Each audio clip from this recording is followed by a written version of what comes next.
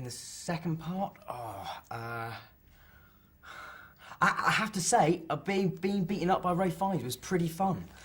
It wasn't always comfortable, but it was fun. I enjoy scenes like that where I get slapped around a bit. It's quite fun. Yeah, so that was good. That was definitely a highlight. Being on the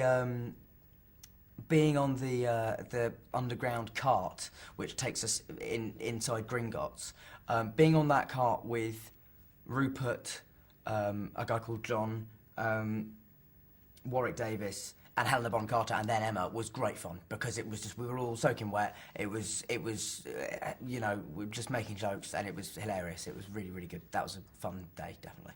Fun few days.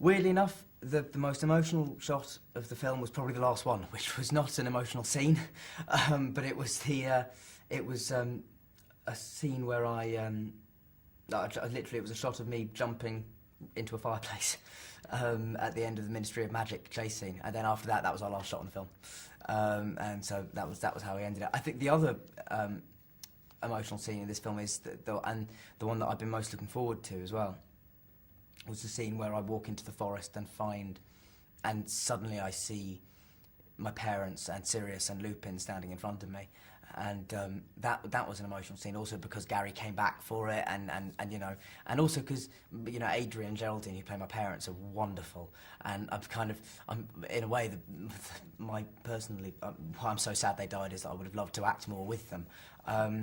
And also the character of Lupin dying, for me, is one of the most upsetting in all the books, because I love that character. And so, yeah, that scene was pretty emotional, I think. It should be, anyway.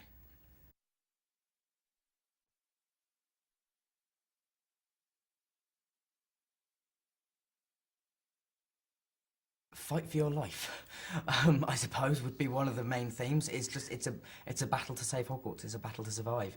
It's a battle to see the next morning. That's kind of the thrust of most of the film. And also it has all the Harry Potter themes of, you know, friendship and all those things, and how tested that can be.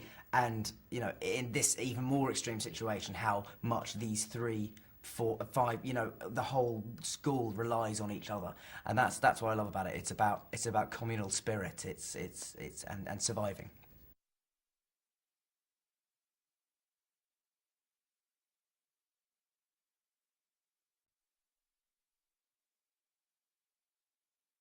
I like to think it has in some ways. Certainly for fantasy films, I think we've you know, us and Lord of the Rings, I think, you know, we obviously came out around the same time, and they were just, at that stage, sort of designed for a much older audience, you might say. But yeah, I mean, I certainly think we've set a very high standard, because we've had fantastic directors, and we've also shown that we're not afraid of taking it in a direction that wouldn't necessarily be expected. You know, I don't think many people expected either Alfonso Cuarón or David Yates to be names in the hat for any Harry Potter films.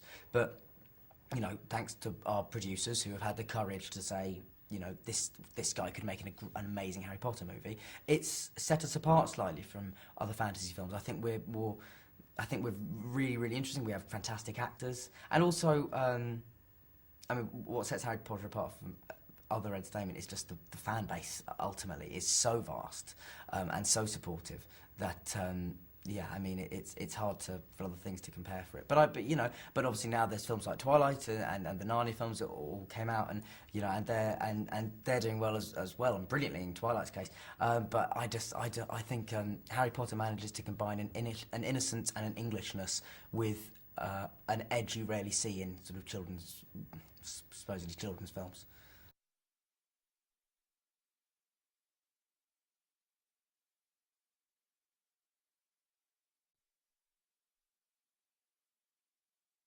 It was no, it was quite sad, but it was, I think, more than letting ourselves be soppy and nostalgic about it. I think we just used the pressure we felt, because we knew it was the last one, to spur us on to try and make it the best one we could.